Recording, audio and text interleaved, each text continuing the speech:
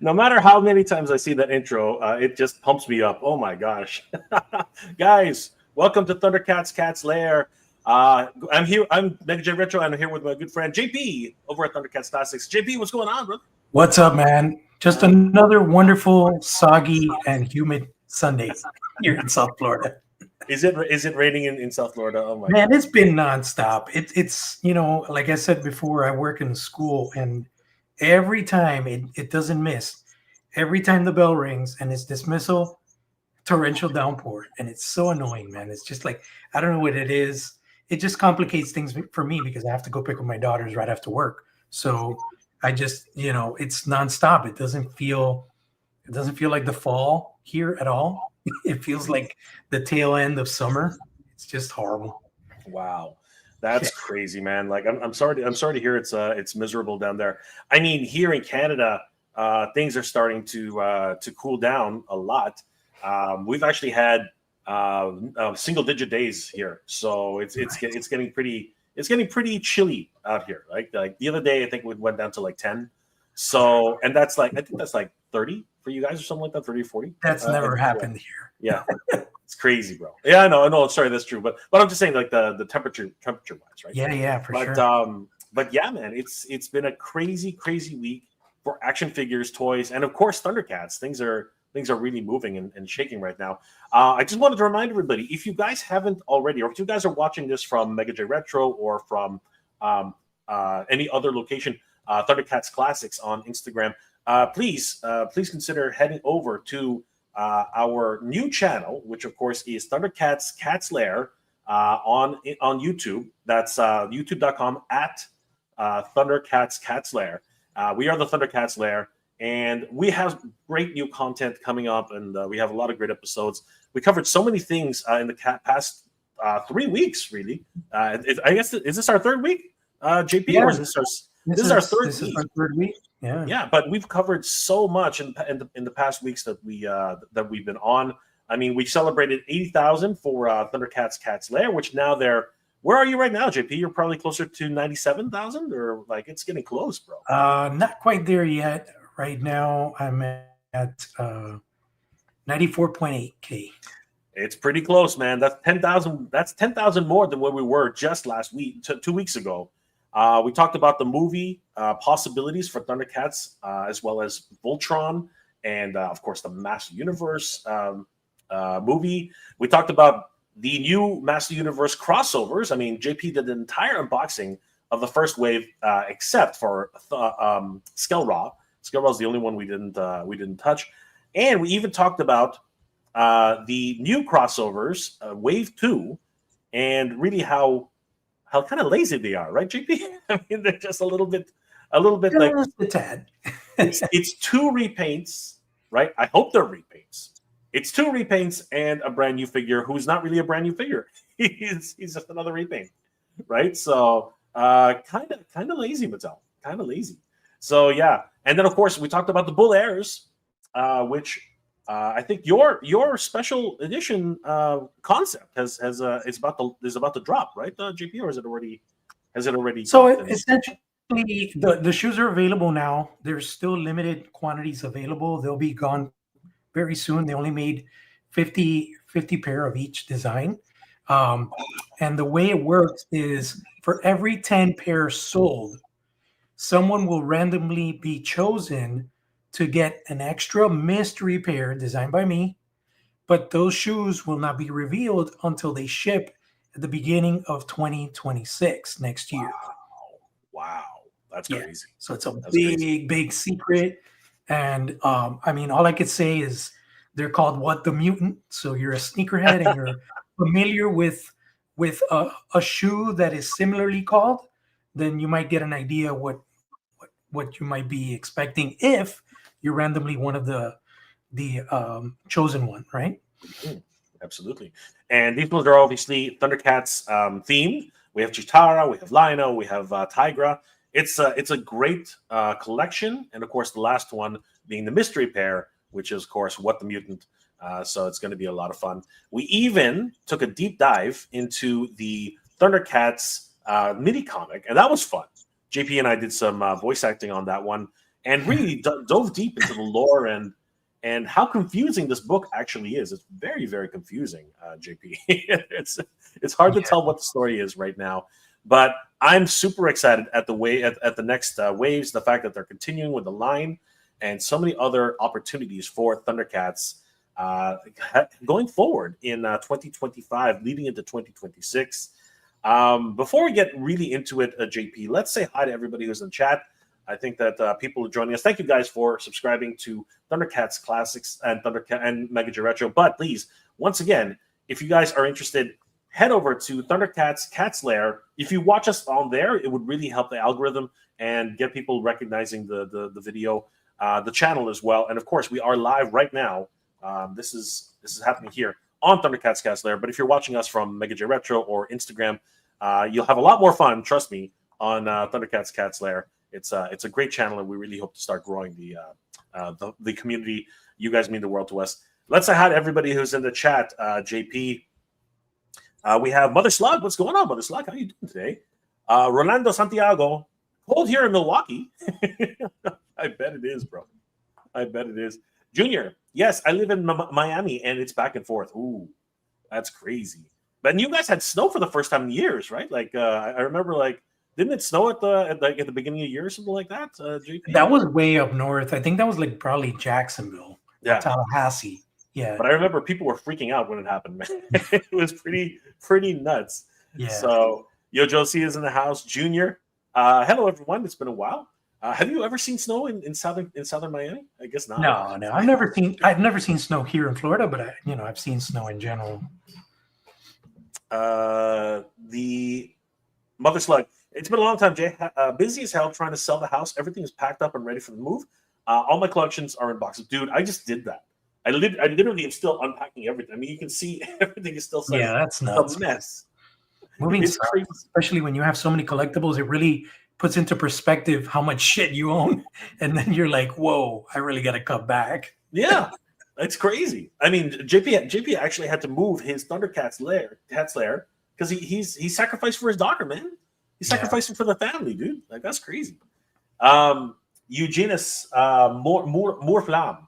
Love the new channel. Thank you, brother. Really appreciate it. Thank you for being a subscriber. We really appreciate it, bro. Yojo C. I wish they made 100% same remix of the OG Silverhawks. That would be really cool. I mean, technically, what do you think, JP? The reaction figures, I think they're about as close as we can get now. I don't think they're gonna bring back the Wing It feature. You know what I mean? The gimmicks are just not what the toy industry is going for. They're going for like pop and swap. You know what I mean? What are your thoughts about Silverhawks right now? Yeah, I think play action remains in that nostalgic corridor of the original 80s toys.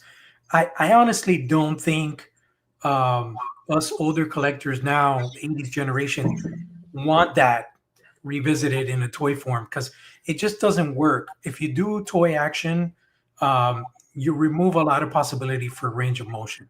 Mm-hmm. So it's kind of a trade-off. I believe, I speak for myself, but I believe I speak for most collectors that we would rather have range of movement versus wing popping action or like thunder punch action, stuff like that. That's more of like a child thing, and we hold it dear in our nostalgic memories, but I don't think we want that kind of stuff now as adults. I think it does depend a little bit, but I think if you're talking about the adult 6-inch market, I think you're absolutely right. I think that more collector friendly type of ideas where you can pose them a little bit more and get the concept of Power Punch He-Man or Battle Damage He-Man, where they're just swapping pieces. But I think that when you talk about Origins, right, Master Universe versus Origins, which is still in that same style, and people are actually literally, the people who are collecting Origins actually say, how come it doesn't do this? How come it doesn't do that? And Mattel has actually tried their best to bring back those features. Battle Damage He-Man and Battle Damage, Battle Armor He-Man and Battle Armor Skeletor, they do the feature, but it's been reduced really a lot because the new Pop and Swap feature, which is their new gimmick, hinders the ability to add that into the figures. And they've tried with several other figures as well, like Cyclone and all these. And it's a great nod to the original, but there are cases where they haven't been able to do it. Tongue Lashor, his tongue doesn't flick, right? But they have the swap tongue. So it's a give and take, really. And we do know that with every action feature costs a lot more in tooling. So that's a big consideration, especially Absolutely. when you're marketing more towards a kid friendly as well, but kids aren't buying it. So it's kind of rough. But Slug, now is the only outlet. This is now my only outlet to figure toys in general now. I mean, I'm still collecting, but they're going to be in storage in the new house. I hear you, brother. But you know what? We'll be bringing you toy news as follows, particularly for Thundercats, and we hope you guys enjoy. Definitely head over to Thundercats Cat's Lair on YouTube. We hope to see you there. I wish I was a sneakerhead. I think he means sneakerhead. So I love sneakers. But yes, you know what? I don't wish I was a sneakerhead because I saw this one video with these guys who are like just hardcore collectors. We're talking about some shoes are like thousands of dollars, JP. Thousands of freaking. You got a whole sneaker collection right there. What's your favorite pair, JP? What's your favorite? I've always been a Nike guy. I've always done running shoes, and just mostly Nike. Back in early 2000s, I was a really big fan of Nike Shox. And, it's always been about also like black and orange for some reason that combination of colors is kind of my go-to when it comes to shoes. Yep. And then I own Pumas, which were from the collab that I did with Puma, the Thundercats. I have the Panthros and the Mumras. Beautiful. I think I wore the Panthros one time and it was indoors. Yeah. I just don't want to wear those shoes and get them dirty, man. That's the thing, right? But that's the thing about these sneaker collectors, right? They go out of their way, man. Like they probably wear them once to a party or something like that, and then out comes the toothbrush and the toothpaste, and they're like, you know what I mean? Like they're crazy. They're great. They'll spend like 2 hours just cleaning their shoes. Yeah. Absolutely nuts. But then who are we to talk, right, JP? I mean, we're collecting like $600 freaking Cat's Lairs. You know what I mean? Like. Yep. Absolutely bonkers, right? So it is what you're if you're into, man. If you're into it, man. Walter Montier. Hi, everybody. Hope you're doing well. Thank you guys for giving us all the information we want and need and more. You're welcome, brother. Please subscribe to Thundercats Cat's Lair on YouTube. We hope to see you guys there. Junior. That was Jacksonville, Florida. Got you. I was born and raised in Chicago. I definitely know what's snowy. If you didn't, brother, I'd be surprised. Yes, JP is right. They've never seen snow in southern Florida. G.I. Jetman. Hello, everybody. I recently got the Copper Kid. It's a pretty decent figure. You know what, dude? I really want. They've been doing re-releases lately at Super 7. By the way, guys, if you haven't already, please secure your Ghost Jaga. Ghost Jaga, which was literally impossible to get. I mean, the guy was valued at. We should just bring that up a little later in the show. We'll get back to it. But sure. Ghost Jaga was absolutely insane. Ghost Jaga, and I think that right now, at least anyway, the price is still up there. So don't miss out on Ghost Jaga because he's one to definitely keep an eye on. Let's see here. Mother Slug would love to see a more up-to-date new tooling, same size classified figure of Captain Power. Yes, Captain Power. That would be awesome. Figures are missing a reboot of the line. I love Captain Power. Did you watch Captain Power, JP? Yeah, I watched it. It's not like my go-to favorite cartoon of all time, but it definitely sits there in my childhood memories, older childhood. Yeah, it was really one of the first live action shows I remember that kind of got me into it because it was very interactive. They had the flashing lights on the chests, and they had the when the ships came by or when the robots came by, it would allow you to use the ships to actually fire at the screen or things like that. So it was a lot of fun overall. It was very interactive. Mattel really did take a big risk with Captain Power, and it really was one of those great shows that I think it was very, very much Terminator inspired. It felt like a post-apocalyptic war. You know what I mean? Where these few rebels were trying to wage a war against a huge, robotic menace that that had basically taken over the world. And that exactly was the parallel of Terminator, but it was its own thing. So I love Captain Power. I still have the Interceptor. I still have the Lord Dread's flight ship. I still have the Power Glider. I still have the actual power station. It's around here somewhere. I can't remember. I really was wishing that they would do a reboot. But there's another example, JP, where the gimmick cannot cross over. You can't play with the TV anymore in that level, right? It just doesn't work anymore, right? But the toys themselves are really good, and I really would like to see, just like Mother Slug, I really would love to see a new version of Captain Power. As a matter of fact, Gary Goddard, the original creator, writer, and producer, as well as the director of Captain Power, as well as the original Master Universe movie, he tried a number of years back to do a reboot of Captain Power. It was called Captain Power Rising Phoenix, Phoenix Rising, Captain Power Phoenix Rising. It didn't get any traction though. He made one trailer, and that was about it. So crazy. Well, Morales, another awesome toy line that I would love to see revisited, and I'm surprised they haven't, is Visionaries. I loved the concept of Visionaries, and in the Mythic Legions community, there is, I can't remember the name right now, but there is someone that's actually 3D sculpted the Visionaries' powers, and they're basically like they're kind of attachments that attach to the Mythic Legion's bodies, nice. to like the armored piece. So it looks like you have like this transparent lion coming out of the chest, and wow. and the bear, and they're actual custom pieces. But I would love someone to tackle that as a toy line and give us really detailed pieces that protrude from the chest. Yeah.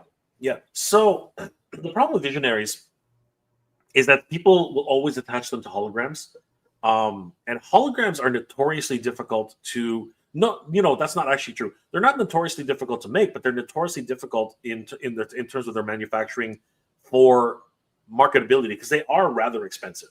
You know what I mean? They add a significant cost to each unit. So I know that Ramen Toys talked multiple times about wanting to do a Visionaries, but to this day, they still haven't even tried, right? Because they want to put in the holograms. But I like your concept. I like the concept. I don't know. Do you know the artist? Because I like that idea.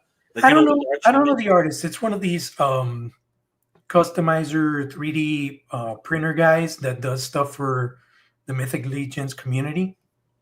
And it's amazing. I'll see if I can find pictures, and I'll send them to you later. Yep, let's have a look, because I'm fascinated by that idea. I think that's great. But it's like no diss. Wow, there's a nostalgic track. No diss to the Thundercats stream, Thundercats Cats Lair stream. But I'll stay here and support you, Jay. Oh, thank you, Mother Slug. But if you're interested at all, you know what? We are actually going to start phasing out our streams on my channel and on my other channel, MJR Collector, and we're just going to primarily start streaming on Thundercats Cats Lair. So if you enjoy Thundercats content, you're definitely going to have to head over to Thundercats Cats Lair and support us there as well. But Mother Slug, thank you for all the support, especially on my channel. I really appreciate it. Curious what happened to Motu Snake Lair. Did it get its funding or not? Yes, it did. We're going to talk about that today. So stay tuned. We're going to talk about how that nostalgia seems to be weaning a little bit. So, Yo, Joe C, did you get the BTS glow-in-the-dark Mumra exclusive? No, I did not. I'm not. I think JP did, obviously. But he's commanding an incredibly high price right now for what it is. We'll take a look at that too. But I am not into glow-in-the-dark gimmicks. If it's like a specialty figure, if it was like originally the way it was originally anyway, I probably would have bought it. But the fact that they released the original version of the Matty Collector version, I was like, all right, I'll grab that instead. And I'm not really hung up on glow-in-the-dark stuff. But it would have been great trade bait, I'll tell you right now. That would have been awesome. Ryan Ventek, I think he's talking about Mo, who was at MFA Collectibles, who did the Visionaries. Oh, is that who it was? I don't know. Well, I guess we'll find out. JP, look up Mo on Instagram, maybe MFA Collectibles. So I don't know if that's the one. MFA Collectibles. But that's just a Visionary statue. I think JP is actually talking about actual customized figures. It's parts that attach to Mythic Legion's bodies. So it's like customized parts to create Visionaries using Mythic Legions figures. Got you. And I'll see if I can find it. Yeah, take your time during the stream. If not, we'll follow up later. Yeah, we'll do it in the next episode. Mother Slug, I said the same toy line the other day at local toy shops. I saw that same toy line the other day at the local toy shops. Visionaries collectors in the shop looked at me like I was from Pluto. They didn't understand why. It's a great toy line, man. It's a great toy line. Ryan Ventek, nah, maybe not. MFA never did anything with Mythic Legions. Yep, got you. And scroll down, LOL. Sorry, but I can only read so fast. All right, so JP, this week we had a lot of crazy things happening with Thundercats. Let's go ahead and talk about Jaga. Guys, as you guys probably know, Jaga was one of those figures from Super 7 that was only released through Super7.com proper. And when I first heard about Jaga, I thought, JP, I was like, they must have produced tons of this guy. He's a pivotal character in Thundercats. He's absolutely necessary for Thundercats lore. They must have made a ton of this guy. So I was like, you know what? But then I remembered that they're still pre-orders. They're not what's it called? They're not made to order, right? So this was not. No, sorry. How do we? They are made to order, which meaning that if you don't order it, you don't get it. So, did you get it on the first time around, JP? Yeah, or were you like, Jaga?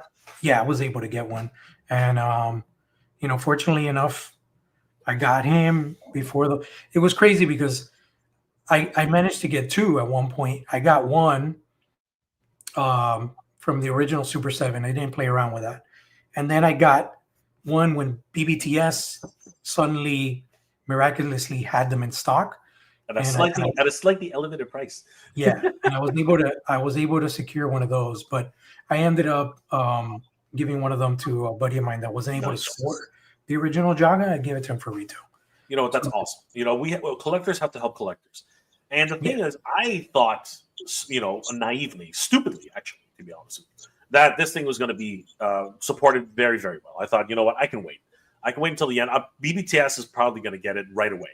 And the reality is that's not what happened. What happened was Jaga actually did its run. It got people bought it. It came off of Super 7. And I was thinking in the late weeks, they would release it on Entertainment Earth and Big Bad Social. They did not. It literally was, as they said, the Super 7 exclusive. And then I was like, oh, crap, I didn't order it. And my biggest problem with Super 7 at the time was their shipping is really expensive, right? So they don't offer any, I would have had to buy something else to really justify the shipping. So I said, you know what, I'll wait until it gets on BBTS or Entertainment Earth. It was literally a year later before BBTS actually listed it, and it was gone. It was gone like that. I don't know how you got it, JP. They were gone in a flash. Like seriously, it was like, I think it was like half a day, and it was over. And of course, Thundercats Classics put it up on Instagram, and I think that's actually why they disappeared so quickly. Thanks, JP. Save some for the rest of us, dude. Like for crying out loud. But yeah, this was definitely one of those rarities, and you can even tell just by the historical price. I mean, right now, and we'll take a look at the overall history of this.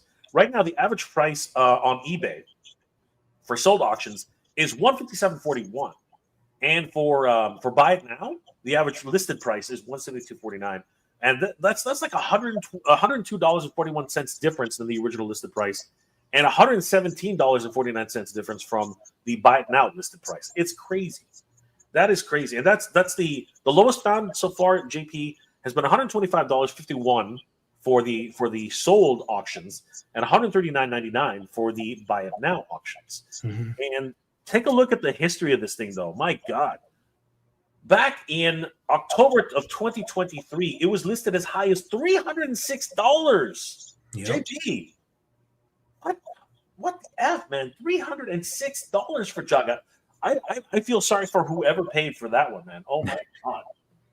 That is crazy. There were 4 auctions listing it at around that price, and 4 people had bought it. I have a friend that bought one for $250. I know, and he can see himself in the ass now because exactly. And you can see it was a sharp drop right after that. It went to 206, then 171, and it kept dropping actually for a while. and then all the way until 2024. And then for whatever reason, in July 2024, it started climbing again. Yeah. And then all the way back up, like around Christmas time. And I think that's what it is. I think Christmas people want to give gifts, right? So it went up as high as $267, only $30 shy of its highest price at retail. That was the peak, the highest peak it hit again, and since then it's just been continually dropping. Back to April, it was its lowest cost in April, 143.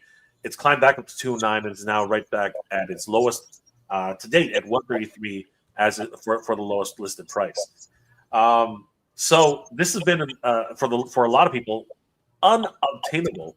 I have to give a huge shout out to Brick Something because he lives in California, and apparently the I think the Los Angeles store for Super 7, because they have two locations, one in San Diego, one in Los Angeles. They had a stock of these, and I was like, Brick, please. He picked one up for Kenny, I think. Kenzo's Customs. I think he picked up one for him, and I begged him. I was like, "Can you grab one for me?" And he was so nice and picked one up for me. I had just paid for the shipping and retail, just like you, brother. Hooking up collectors, man. This is the way it works. So if it wasn't for that, I would not have the first run of Jaga figures. So I'm happy to say now that I have secured that. But now, thankfully, Super 7 has gone and reissued Jaga. Albeit a little bit more pricey. It's now listed at $65, with a possible 4 interest payments of $16.25 on Shop Pay. But JP, there's that dreaded 8% tariff fee, which has been applied to everything on Super 7's website. Your thoughts on this re-release of this new release of Jaga? What are your thoughts about this one? I mean, I think if there is one figure that commands a re-release, it's Ghost Jaga. He is very iconic. I would probably say that most fans would think that a Ghost representation of Jaga is more important than his regular form. So this is a pivotal, like a must-have piece if you're collecting Thundercats. So, the fact that people slept on it, they got too confident that this was going to be abundant and available. Now here it is. And, interestingly enough, for mint and box collectors, there is a significance in the packaging, the way the accessories are represented on the actual tray is very different than the original release. And then now we have this new illustration that is showcased on the front, which, by the way, I gotta say, I love the addition of the new illustration in the front. I think it just kind of gives the packaging overall, the presentation, a little more impact, a little more excitement than just that Thundercats logo and the figure. Before we had to flip it to the back, to see the bio art, and now we have this little image on the front showcasing the character and the artwork as well. So I really like that. Obviously, we don't have a sleeve anymore, so that is replacing that iconography of like the really nice spiritual kind of gleaming sleeve that was produced for the original release. Yep, I totally agree with you. I think that in terms of like upgrading their overall design, they've really made a great choice with this. I think it started with like wave, what was it, 11 or something like that? Like I think it was like Willa. Did Willa have it, or was it no, the first wave that's going to have this artwork apparently is the Safari Joe wave.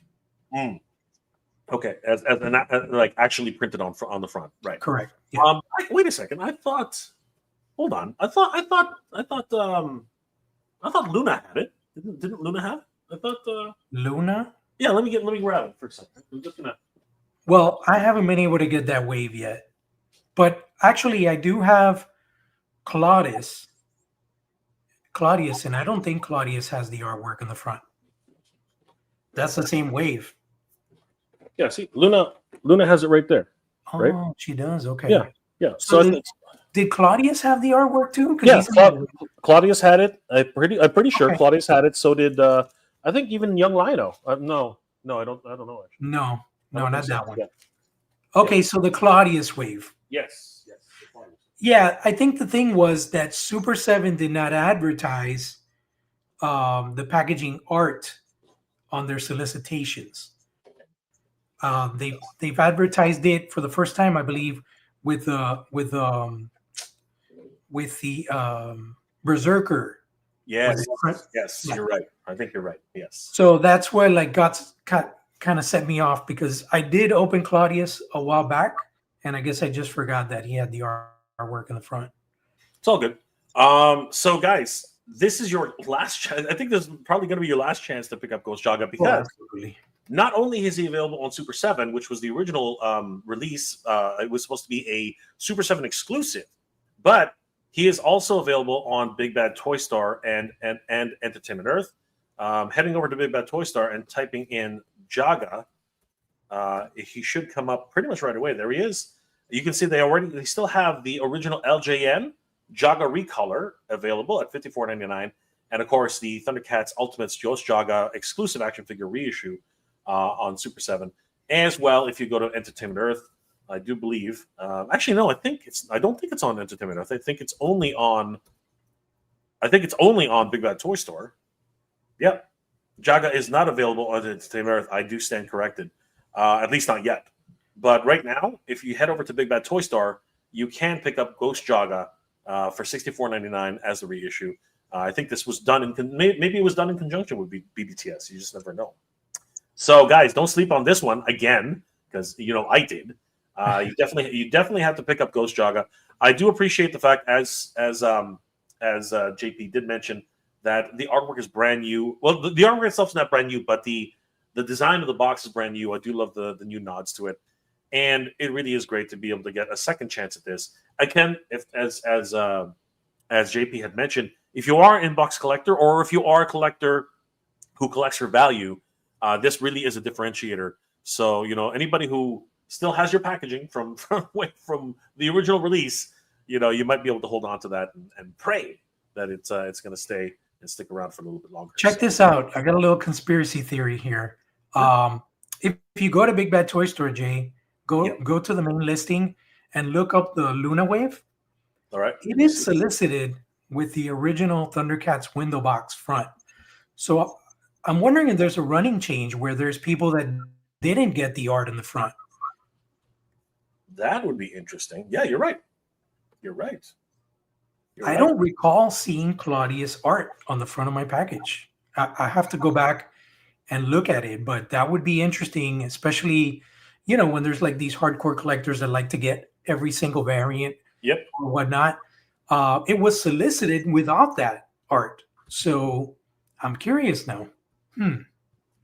Yeah, no, you're right on the ball there. I mean, like that definitely is a consideration because if we go and taking a look at it right now, if you go on to Amazon, it's the same situation. This is the wave right here.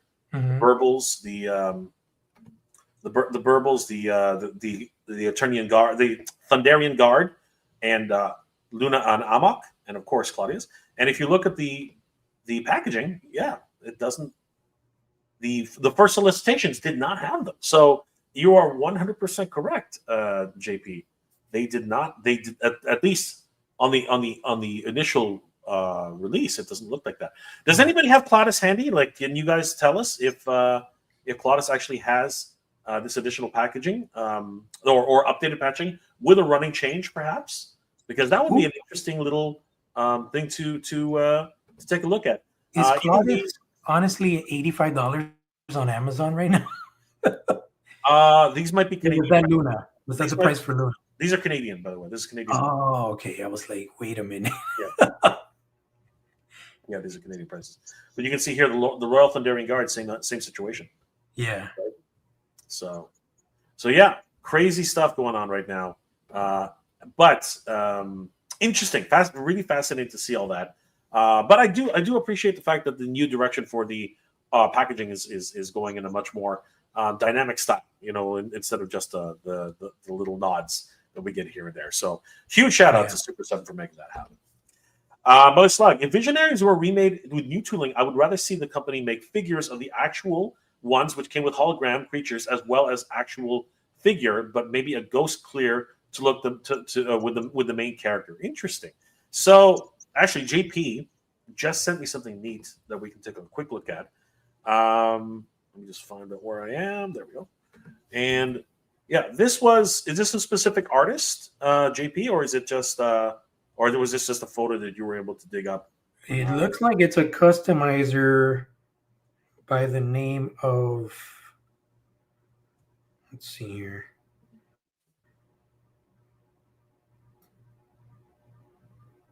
That is really cool. And this is a Mythic Legions. Yeah, it's a Mythic Legions body repainted. And then I guess somebody made those lenticular visionary chest plate and the shield. But I've also seen a transparent sculpt that attaches to that piece, and it's basically like the spirit creature protruding from the chest. So there's like a lion that I've seen that it was clear resin, and it attaches to the torso, so it looks like it's coming out of that chest thing. Yeah. You know what? You just said it. I think a lenticular would be a neat effect. I don't think it would be the same as a hologram, but I think a lenticular would be a really good option for these guys. Well, that's how they were in the 80s, so it would be a no-brainer to revisit that again in the new figures. But being that, with today's sensibilities and technology, we could definitely push that even more by making those things protrude out. You know what I mean? Yeah. But the 80s, it was not a lenticular. It was an actual hologram like you had on your Visa card. Okay. Yeah, that's right.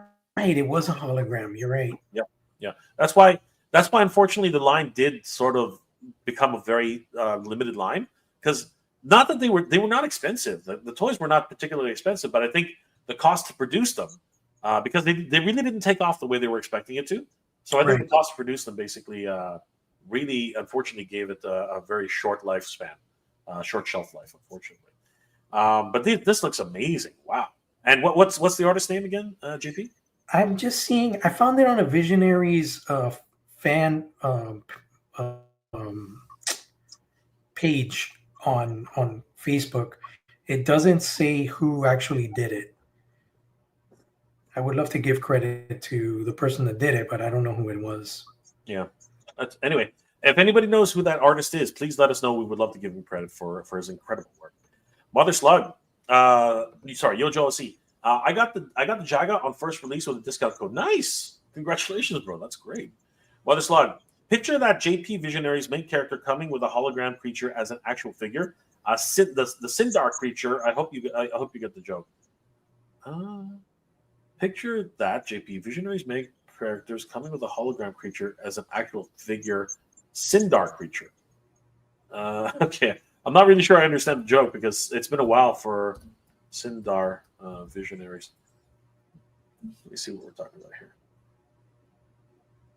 I mean, yeah, he's an ape. I get the reference for the ape, but I'm still trying to understand what kind of joke is that. Picture that JP Visionaries main character coming with a hologram creature as an actual figure, Sindar creature. You're gonna have to let us in on the joke, bro, because it's going right over my head right now. Me too, man. He's a monkey. I just don't understand what the. All right, Jabbar Robbins, happy 40th to Thunder. Yes, of course, happy 40th anniversary to the Thundercats. And you know what? It has been. Obviously, this was a huge thing being delivered. This was like the crown jewel, I think, of many people's collections. So, and of course, we are the Thundercats cast there. But seriously, it is incredible. Thinking 40 years of Thundercats, and we are very, very excited. So many things to celebrate, so many things to just remember, and hopefully we'll get. I really want. It would be a great Thundercats birthday present. If they would finish that last season of Thundercats, the animated series from 2000, what was it, 2009? 2012. 2012. That would be a great gift to They all. had a very robust storyline Yeah, planned for that cartoon. I think they had like 5 or 6 seasons planned. which is sad because okay, so a little bit of we might as well talk about it, JP. A little bit of the main problem I saw with the Thundercats, I'll call it anime because it was very anime inspired, right? I'm gonna say that the main problem with the Thundercats anime was that they didn't they didn't stick to a freaking schedule. It kept bouncing from time slot to time slot to time slot. It was hard to figure out when you were going to watch this thing. And kids Yeah. at the time, and kids around that time, still watch cartoons. They didn't they lost interest. They couldn't figure it out. They couldn't find it, and it was just a damn shame. Like, Yeah. were you able to watch it the first time around, or did you have to download it? Like I did. I had to download the whole damn thing. No, I was able to watch it. I Really? would just, yeah. I remember what you're saying though. Like, it was changed. The time slots were changed a couple of times, and I think that was the problem. They were trying to get that sweet spot to get kids and not just fans to watch it. Yeah, yeah. But that's the thing. Kids have very short attention spans as it is, and if you don't put a regular schedule on it, they're going to just abandon it, right? Avatar: The Last Airbender. The reason it did so well was because it was consistent. It was consistent. It was funny. You know what I mean? The characters were so endearing, and I think Thundercats had that same energy. But the problem was that it just did not have the time slot, and I think that the toys were also. I think it was difficult to figure out where to get the toys as well. I mean, like here in Canada, I barely saw them in the stores at all. You know what I mean? I think specialty stores carried them. I think that that was the most places I found. I found that Walmart gave up pretty quickly because again, the toy sales were not there. The cartoon was not there, and the toy sales were not as big as as abundant as they thought it would be. How was it? How was Bandai's the distribution? Bandai's handling of those figures was a travesty because I remember they were all over the place. They did like kind of like 4-inch figures, then they did the LJN homages, but they weren't like properly scaled. They made a tiger and a lion LJN homage, right? They did when they did Mumra, there was something off on the scale. They were like all over the place, man. And I remember seeing concept art from I believe it was Action Figure Insider.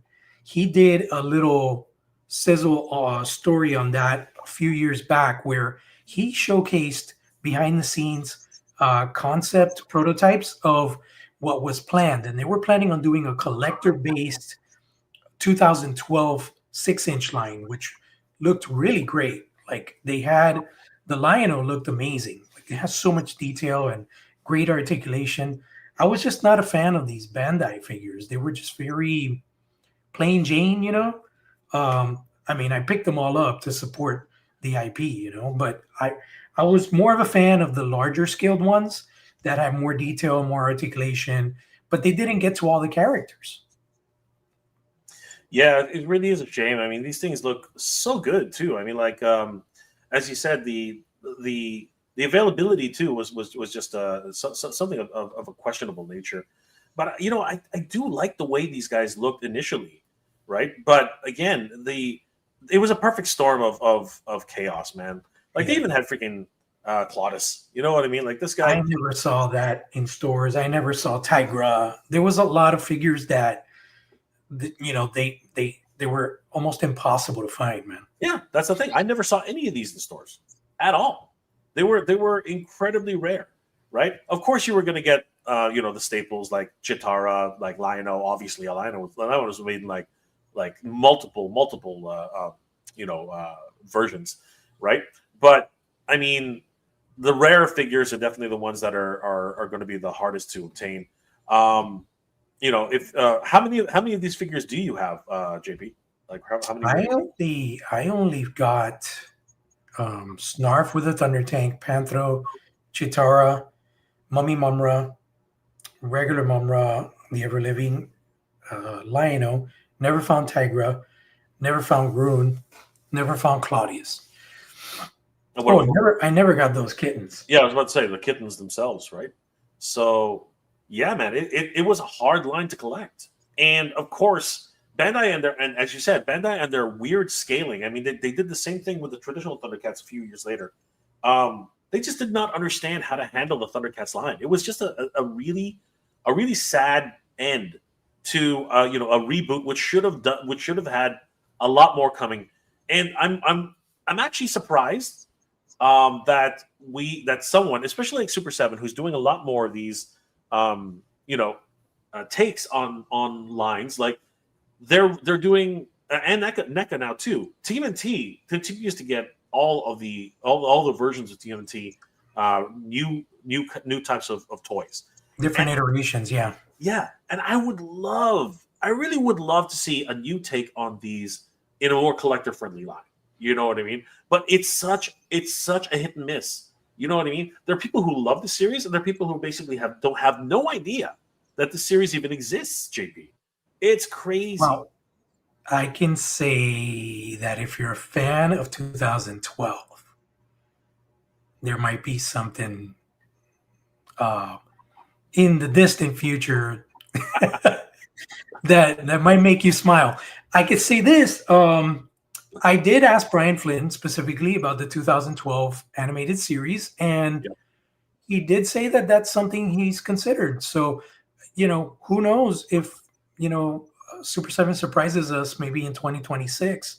And because, I mean, honestly, now with the transition to DX and the revisiting of the core characters multiple times, there is definitely that space now for them to, tackle a different iteration in action figure form.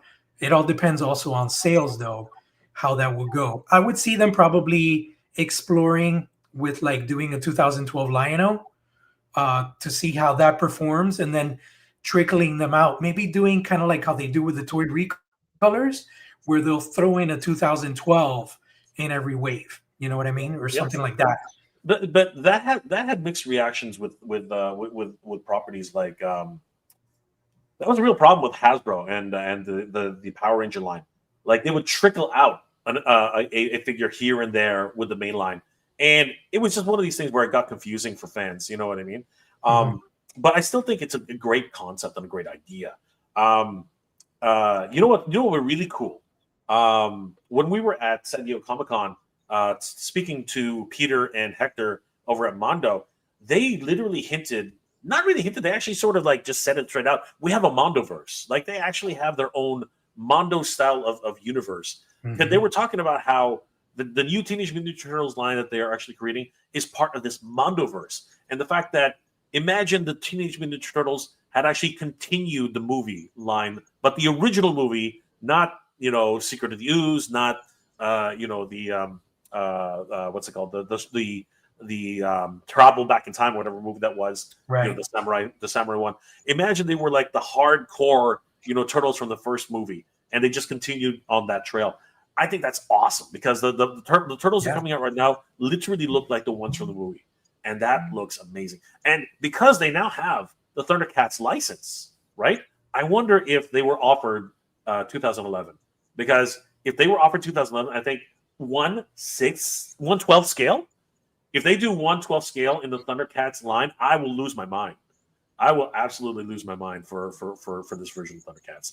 Again, just pipe dreaming. Don't know if anything's coming about or not, but we shall see. We shall see. Let's take a couple of questions, guys. Ryan Ventek. Visionary stopped when Hasbro didn't renew their contract with Marvel/Sunbow. The same reason MLP and Gem disappeared. No more Transformers episodes were made outside of Japan, and G.I. Joe went to DIC. I mean, that's fine for the cartoons, right? But in terms of toys, and this is an important thing to understand. If toy sales aren't there, that actually dictates whether or not the cartoon, at the time anyway, that dictated whether or not the cartoon would continue. Absolutely, yeah. It really sucked. It really did. Yojo C, I see the box is different with the figure. Will the figure be different? No. If you're talking about Amok or sorry, if you're talking about Jaga, no. It's the same figure. The thing about reissues, and let's just talk about business now, JP. Reissues are made to make money for the company, and Super 7 is in that mode right now where they need to actually start making money for their investors. Yep. So it's a good move. In my opinion, it's a very, very good move. Torque Cartel.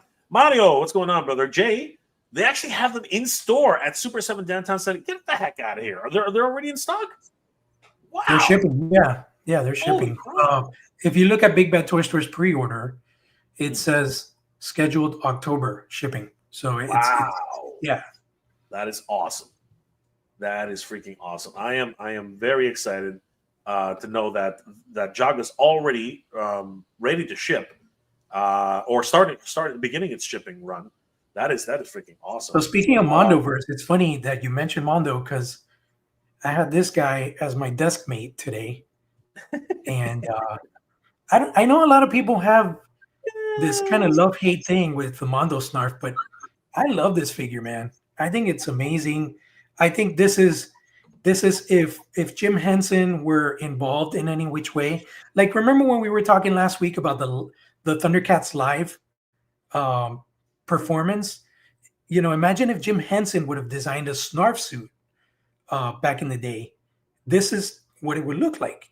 It would be like something comes out of Labyrinth and stuff. Like, he's not creepy. He just has kind of like that Jim Henson puppet kind of look, but I don't see anything creepy about this, except for, if you light it, like campfire lighting and stuff, it'll look a little... You say that, but some people think that Jim Henson puppets are creepy.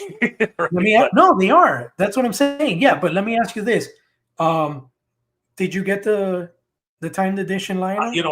I did. So a huge shout out to Titan Toys, because I missed the window and they came to the rescue. So guys, if you haven't already, please head to Titan Toys. I do believe they still have a couple in stock. And the timed edition with Snarf? Yeah. Oh, that's awesome. Well, So this figure here, it's beautiful. I love its inclusion with the first figure, which is Lionel. But I definitely want this revisited as a standalone 1/6, like they did with Orko in the Motu. I think there's a lot of possibility. His little knapsack, candy fruit, different expressions, articulated maybe a bendy tail. He could probably come with Snarfer this time. I think they always like to include Snarf is too important of a character to just be a secondary, like an addition to a 1/6. Yep. He definitely needs to be revisited. Yeah. No, you know what? So I remember at the time when I first saw him, I did say something like, "Wow, he looks a little creepy." I did say that. But when I actually have them in hand, and here's the difference, guys.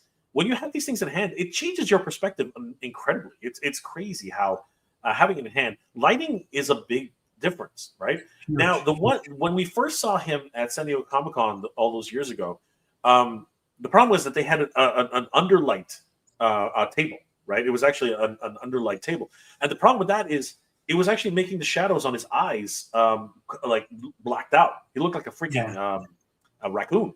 It's like what Peter Santamaria said, that it looked like a Campfire Tales version of Snarf. Yeah, and that was the problem, right? Because it wasn't showing the actual Snarf the way he's supposed to look.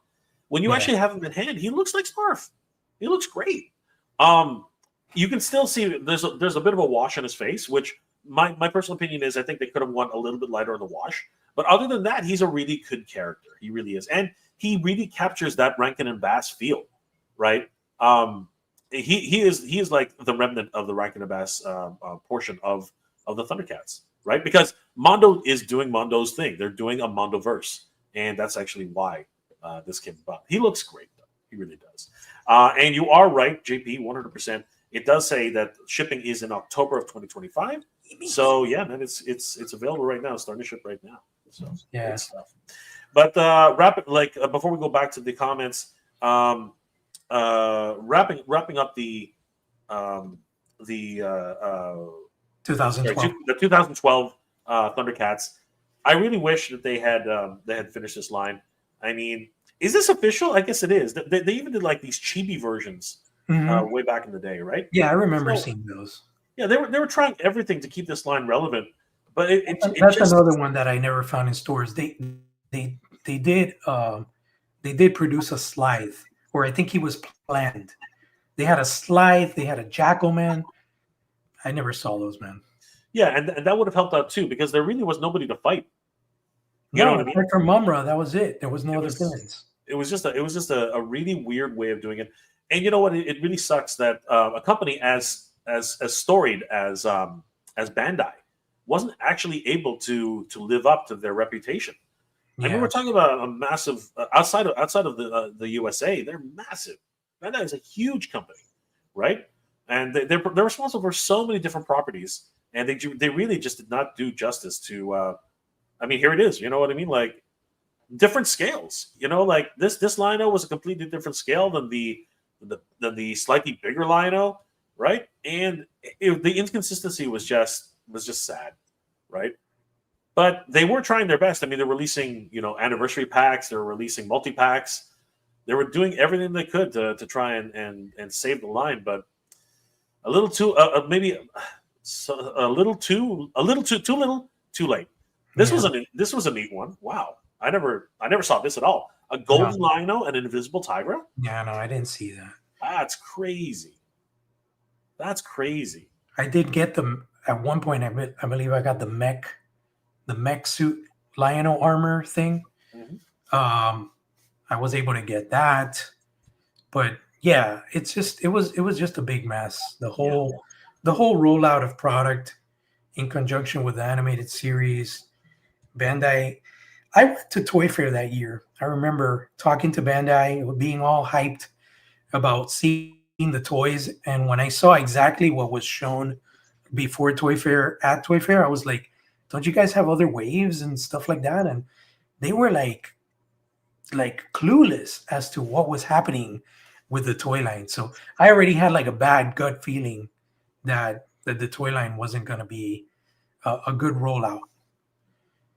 Yeah. It really is quite sad.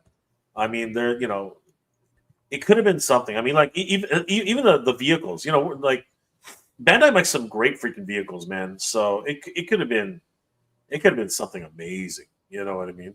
Yeah, Um, but unfortunately, it literally fell flat in his face. It was a perfect, as I said earlier, it was a perfect storm. There was just so many things going on at the time that really went against Thundercats, hmm, and it was sad because I was really excited when I heard that Thundercats was coming back to TV. I was like, oh my god, where can I see this? And yeah, it was really hard to keep track of it for at times, right? So yeah, it really is a crying shame, honestly, to see what happened and what could have been, what could have been. So yeah, here's those chibi versions, and yeah, man, without the mutants, it really did feel rather empty. You know what I mean? Trying to, I mean, yeah, Mumra's a really difficult foe to defeat, but right in the beginning of the series, the reptilians take over the Pride. You know what I mean? Like it was crazy, right? That was yeah, the whole point of the series. That revolt and the divisions between peoples, right? There were a lot of great messages in Thundercats. Did you get the sword? no, yeah, I did. I did get the Oh, sword. you didn't get the Sorry, sword. I I did never get. saw these. I never saw these. Yeah, these are the ones you were talking about. The Slides, slide figure. the lizard with the This one cannon. too. That's awesome. You see, all the stuff that never got made or never came out, that's the stuff I would have been more excited about. Yeah, it's crazy. It really is a shame. I didn't get the sword because I was like, this is not the sword of honor. I could not get over how weak this sword looked to me. I was Yeah, like, this is terrible. I was literally like, I cannot like appreciate this sword. And you know what? Looking back at it now, I actually do appreciate it a lot more now than I did back then. The design was really nice, but I can never get over how beautiful the original Sword of Omens is. And of course, now the hopefully Trick or Treat Studios will be able to get their license in North America because everybody in the UK is just really. I'm so jealous of everybody in the UK right now. A lot of people have been sending me pictures. A lot of people have been offering to send it to me, and I've been like, "Yeah, if you find one, please, I'll pay the extra shipping for it." And it's funny because here in Canada we have His Majesty's postal service, so it actually wouldn't be too expensive for me, comparatively anyway, because the sword itself is really expensive. This is an interesting vehicle. Was it actually part? Yeah, you could actually attach. I love that. You can attach the Thunder Racer onto the Thunder Tank. That is so cool. Yeah, as an expansion piece. It's gimmicks like that I really like. You know what I mean? Anyway, let's move on, JP, because just so many missed opportunities in a lot of places. We should definitely dedicate an episode to just 2012. Oh hell yeah! Oh hell yeah! Oh, you know, and I'll see if I can dig up some of my figures and stuff like that. For sure. 100%. Let's do. You know what? It's been years. We should just do a revisiting of the toy line. We should do a revisiting. And why not? You know what I mean? I mean, an anniversary should be coming up pretty soon. Why not? Yeah. Ryan Ventek. Visionaries. It was a co-production. They both the toy line and animated series under the supervision of Flint Dill. Yeah, it's fine. But if it doesn't sell toys, it's not gonna do anything. Bionico. Bionico. What's going on, Bionico? Good to see you, bro. Oh, that's Motu. That's Motu. Yeah, I was like, wait a second, I know that. I recognize his cartoon character, and that's his last name. That's exactly what I was like, wait a second, I know that illustration. Guys, this is Motu Comic. Head over to Motu Comic on Instagram, man. He's doing some great stuff. A lot of cool stuff with Thundercats. A lot of cool stuff with Brian Flynn. I'm just kidding.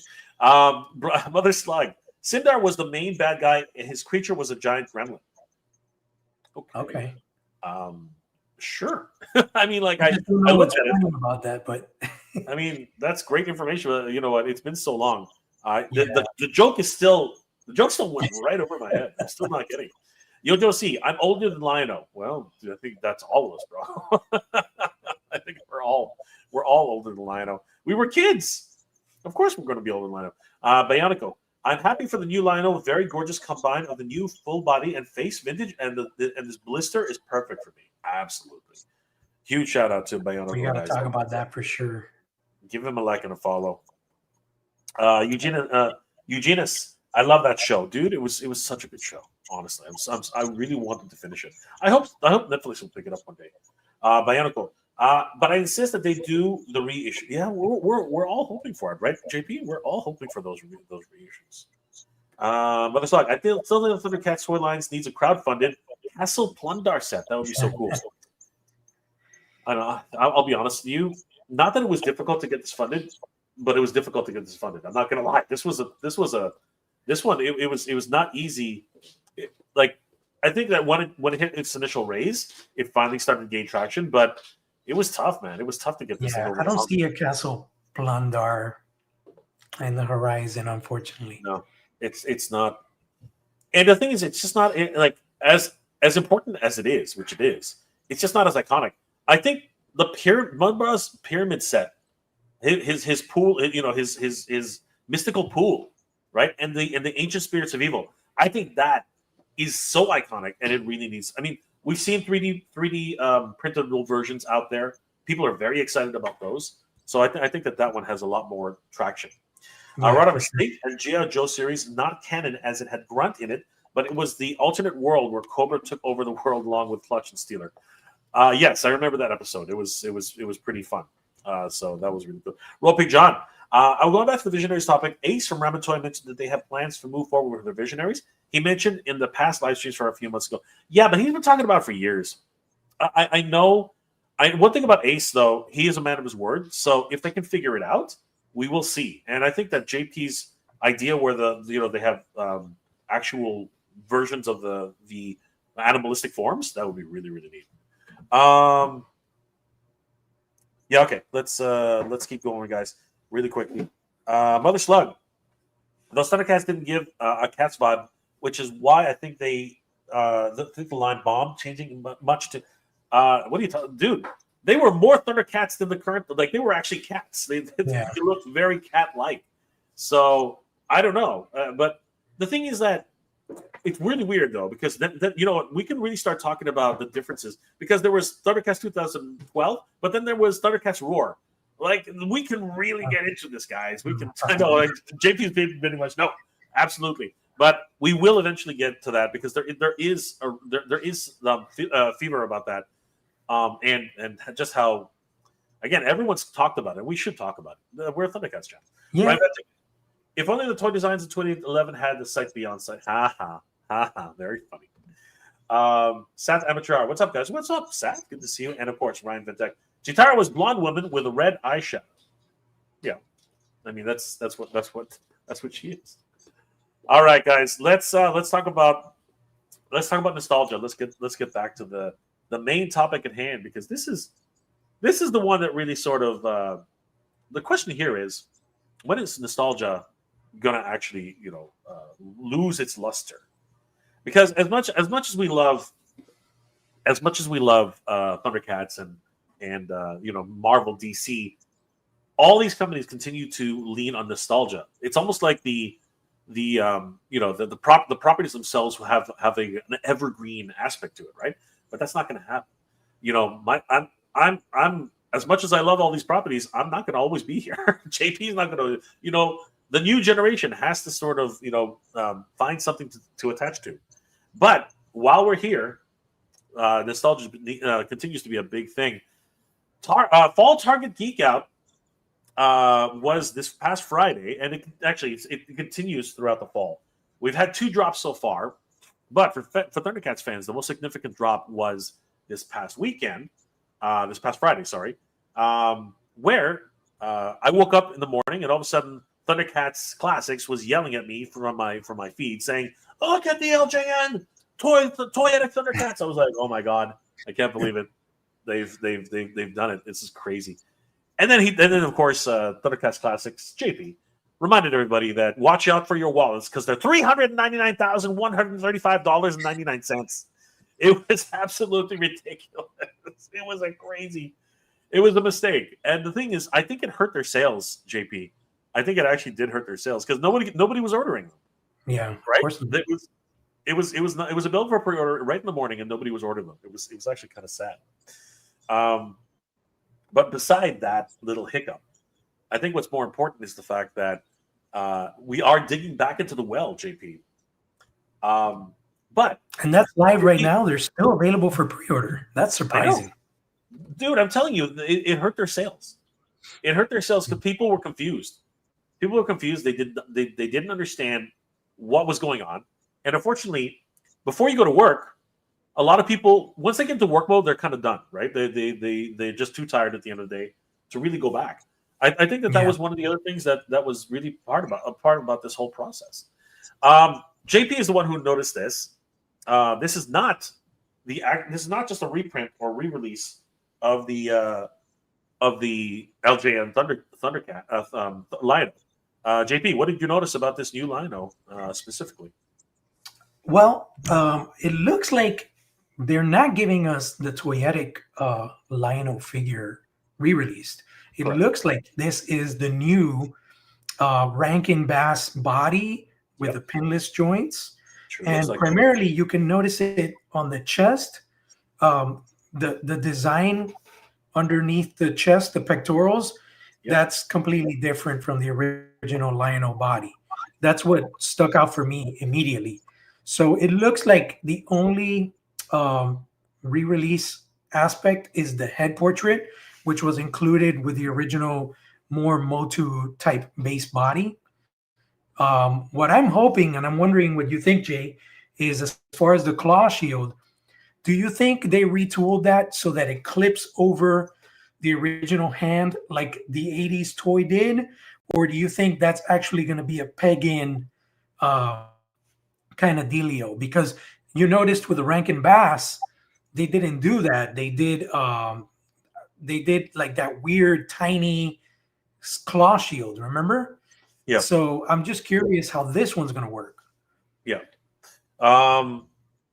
You are absolutely correct. If we take a look at the original solicitation photo of the first edition Lino, it's completely different. I mean, like you can easily see the cuts, right? The torso, the ab crunch is really where much of the articulation is on the body, but this newer version, it is night and day.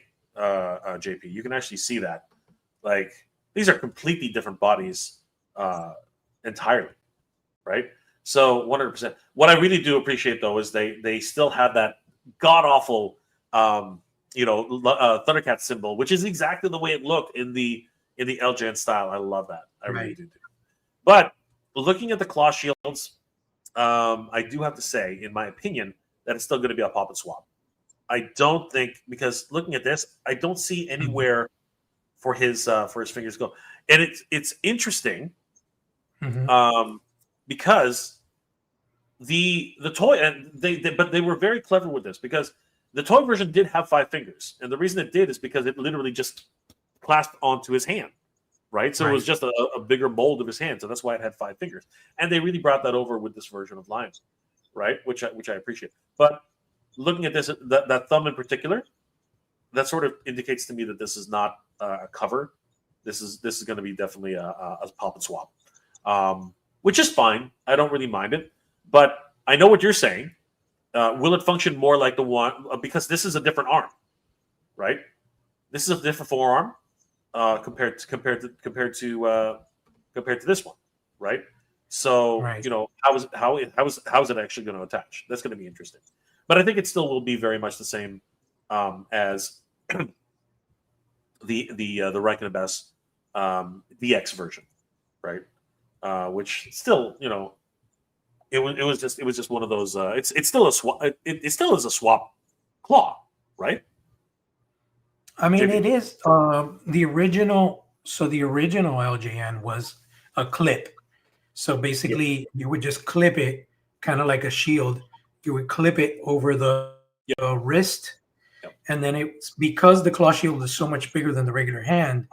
The small hand was completely non-visible because it was enclosed within that opening side of the claw shield. They could still pull that off here, because I know what you're saying. But if you were to bring that claw shield down and put it perpendicular to the regular hand, that hand can still fit inside if the side we're not seeing of the claw shield is hollowed out and just has a clip.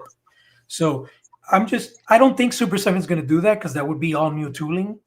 But it would have been awesome to give us that bonus where it's like, hey, not only are you getting the toyetic version with pinless body, but now you could actually clip on the claw shield like the original LJN figure. You know what I mean? Yeah, I totally get it. I'm not sure they would go for that, though. I mean, the pop and swap gimmick is exactly what it is. Master Universe is doing it. You know what I mean? The replaceable hands and such, and exactly as you've illustrated here, from the back, from the front you can't see it at all, but from the back you can easily see that it was just a cover, right? Yeah. But that was one of the beautiful things about accessories and gimmicks back in the 80s. They had to be so clever with how they created their toys, to make it. What the heck happened to his sort of? Oh my god, dude! What did you do? It's impossible to get like a perfectly straight sword of omens nowadays. I had a straight sword of omens. Screw that, man. I had it. Yeah, but when you were a kid, right? Bro, not now. Oh, well, here's the other thing. I have since lost it. So it's even worse, right? But dang, man, come on. Take care of your toys, guys. Come on. I still have my line. My line was buried somewhere. I got to go find it. But yeah, I think that would be a really wonderful nod, JP. But here's the other thing I was going to bring up with this. As these are DX figures, there's a lack of accessories. So, I mean, these things are very thin on the accessories. And I get it. $35 each compared to a $55 figure, now $65. I guess one could argue that you should just be grateful for the price. Well, I get that, but here's my problem now. My problem is Snarf. Snarf comes with nothing, absolutely freaking nothing. Here's okay. So here, JP, let me ask you this pivotal question here. Snarf comes with a satchel. What the heck is supposed to be in that satchel, JP? It's just for aesthetics. Screw that, man. Screw that. It's supposed to be candy fruit. It's supposed to be a whole imaginary candy fruit. Yeah. Bro, yeah, I mean, like in a perfect world, the way I would do when they do a Mondo version of Snarf is I would make the satchel open and you could actually put candy fruit inside. Yeah. Come on.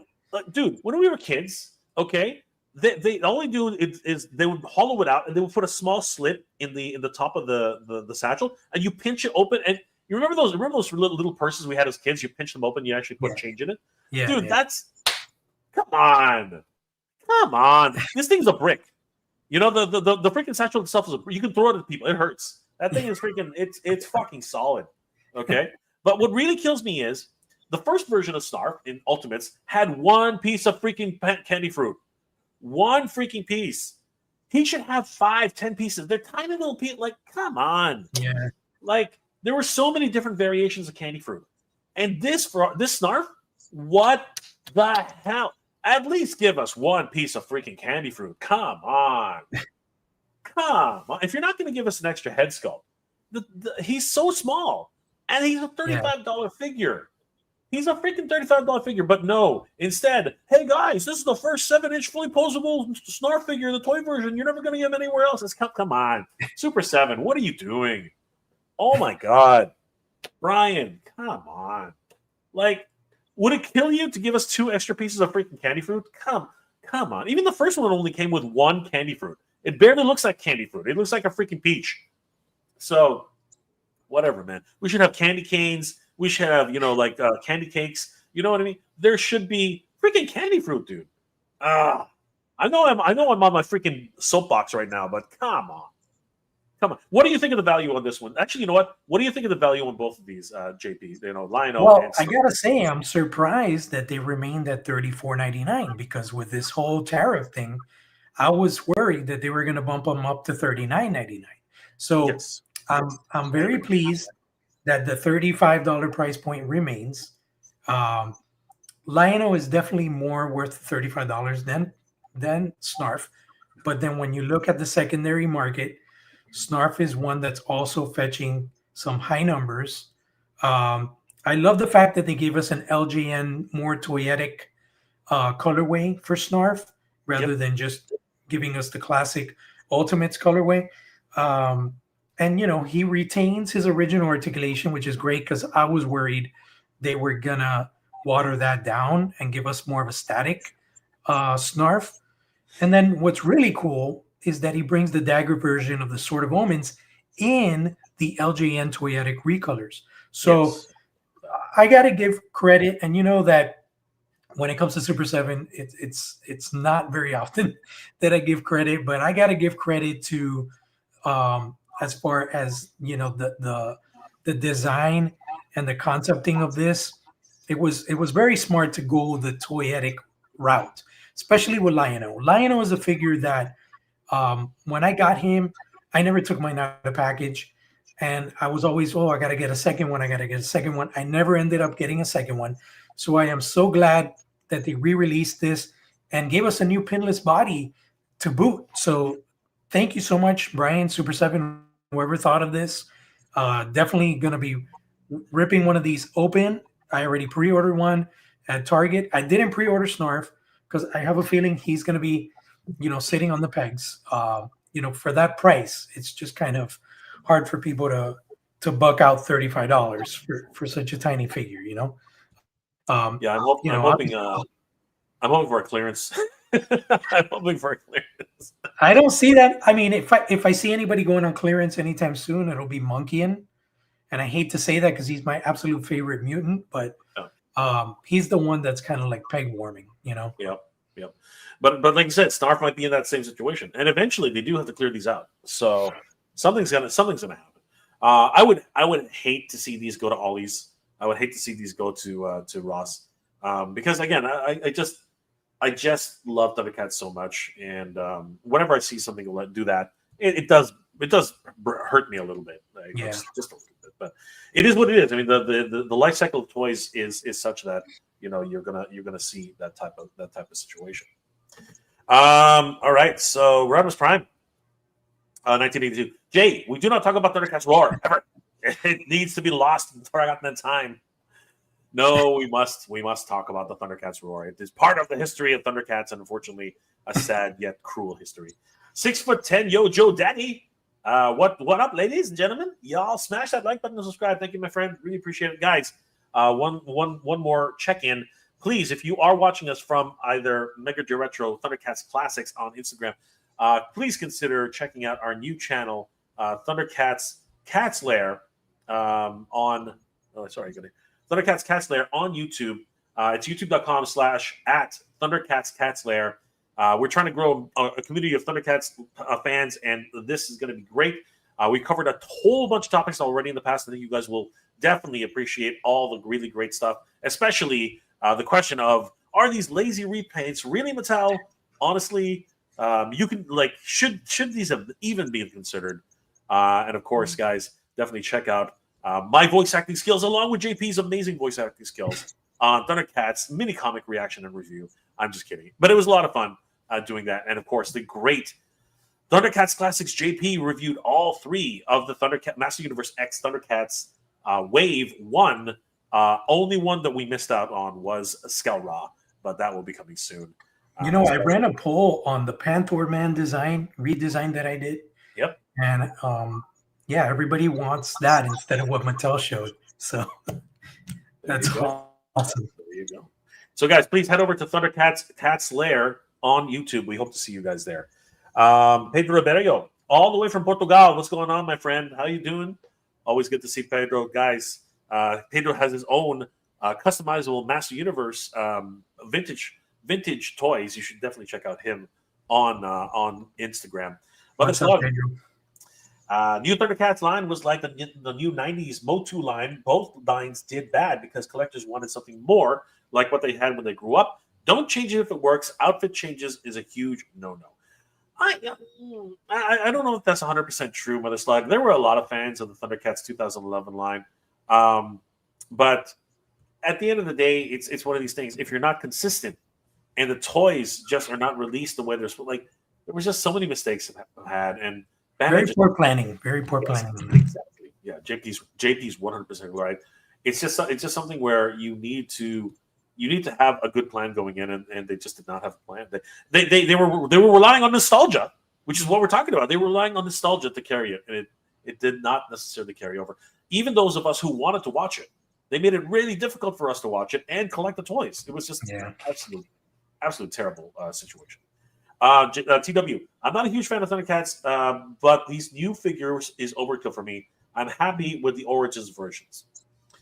Great, and I hope that you collect all of them. Let us know what you think of Wave 2. Is it lazy? Is it something that you're interested in? I still have no idea why these new ones are deluxe. JP, would you like to take a tackle at why these figures are deluxe? Because they already coined their toy line Ultimates, so they have to come up with a title that's not Ultimate. Ultimate means everything in the kitchen sink you could throw at, right? Yep. So deluxe is a deluxe. It's just slightly a little bit more. But if you look at the history of deluxe figures, Star Wars deluxe figures, remember when they had the figure and Han Solo came with that big robotic kind of mech thing that was like a cannon. That was during the Power of the Force, I think later years after Power of the Force, they did those deluxes. That's more of what people are used to as a deluxe. This obviously is not that kind of deluxe, but it's not an ultimate. That's basically. What would you call it, Jay, if it wasn't deluxe? Thundercats Basic. Yeah, basic, exactly. Amazon Basics, right? Amazon Basics. It's Thundercats Basics. It would be Super 7 Basics. Call it Super 7 Basics. That's it. Yeah, call it Thundercats. Just leave it alone. It doesn't have to have a crazy moniker, which just doesn't make sense to anybody. It's nuts. Anyway, marketing's marketing. Who knows? TW. Very thin on accessories is an understatement. I know, brother. Exactly. Pedro. Thundercats is cool, but nothing compares to Master Universe. Easy, bro. Easy. But hey, now, I know why Pedro's podcast, all right? Don't say those things. I know why Pedro's doing it, though. We love you, Pedro. Mother Slug. But Jay, that's not Super 7 style. They will sell separate packs for Snarf accessories at another price point. Sadly, that actually might end up being true. Because the head pack, you have to pre-order them only on Super 7 so you can get the head pack. That that was a head scratcher for me, man. But I understand what they're doing. Will 2 Thunder, will Super 7 do Thundercats? That's what we're talking about. I asked Brian Flynn, and who knows? It all depends on sales, though. I think so. Alejandro Valdez. Wait, 2 Thundercats Mode 2 should have been. Yes. Read it out. Read it out. Read it out. Monkey and Jackalman, Slythe, and a Vultureman. Wonder why we got repaints. I mean, it's just, I don't know. Who knows what their marketing strategies are? So far, Jay and I have only read the first issue, which is kind of like all over the place. It kind of jumps back and forth in time. You can say that again. Oh my god, absolutely crazy. Anyways, guys, there's a lot more to take in, but I did want to highlight that nostalgia is what drives many of us collectors. And if you want to get a real big nostalgia kick, and of course keep up with your Thundercats lore, you have to check out Thundercats Classics on Instagram. My God, this place is rocking, and they are on the precipice of 100,000 subscribers. Huge shout out to JP. 94,008 subscribers. Freaking incredible. And you know what? They're not just talking to fans, like me or you. They're literally talking to, literal creators like, man, this is crazy. Taboo of the freaking Black Eyed Peas went on a podcast with JP and of course Thundercats Classics, and the Badass Reviews to talk about his experience and of course being a fan of toys. As a matter of fact, JP, I do believe you have a clip for us that we can show. Let me just bring that up right now. I'm not sure we're going to be. Let me see if I can. I think it was this one, right? Yeah, there it is. All right, let's have a quick look at this clip, guys, because this one's going to be fun. How long? Did Taboo come to you guys? How did it? Interesting enough, Taboo is he's doing his thing. Taboo's Comics and Kicks, which is awesome, by the way. It's a podcast. It's on YouTube. What I like about his approach is, instead of what you and I are doing, where we're streaming from our cameras at home, he actually has his guests come over and they have like an in-studio production where he is having an interview with this person sitting across from him, and he has a bunch of toys showcased in the background. What's cool is that his guests are other people in the industry. So he had Faustino, which was the boy from Married with Children. Yes. He had him on. Fred, I think it was Fred Faustino, I believe. He's had other people in the industry, musicians. He had Kwame on with him. Kwame is very known in the toy industry. He's got his own toy brand and stuff like that, and he's a huge toy collector as well. But I found out about Taboo's Comics and Kicks, started following him. He was following Thundercats Classics. So I reached out to Taboo's Comics and Kicks, and I was like, hey, man, I love what you're doing. I'm a big fan, and would love to chat with you, have you on Toy Addicts Anonymous. And immediately it was like, I think like 30 minutes later, I got a message, hey, Taboo would love to join you and this and that. And the crazy thing was, that day I was picking up my daughters from school, and I had a missed video call, and it was Taboo. He had called me, and awesome. I was like, dude, I'm so sorry. I'm cooking for the girls. And he's like, you're a girl, dad. I love that. And we just started chatting, and he was boarding the plane to go to Singapore for the Philippines tour show that they just did. And it was just amazing. It was like, I shared with him some of the stuff that I've been working on in the background with the toy industry and stuff. And we instantly just clicked, man. And, we made it happen. It was this Labor Day on Monday. Me and Carlos got to talk to him.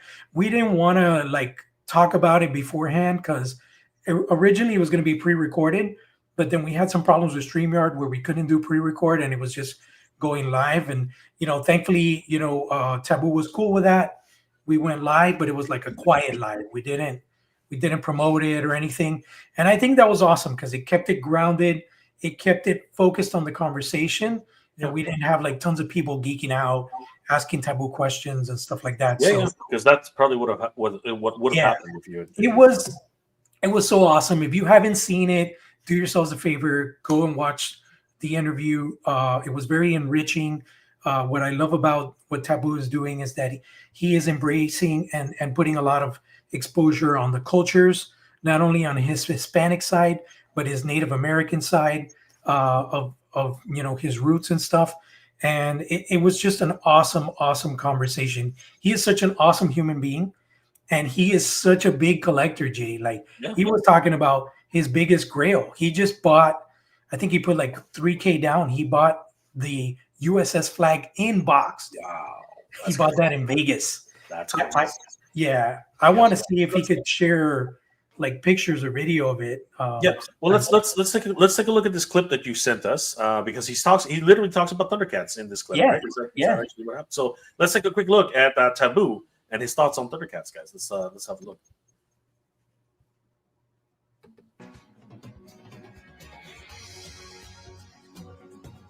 We're freaking, we're like the Thundercats. You know what I'm saying? We just keep chipping away.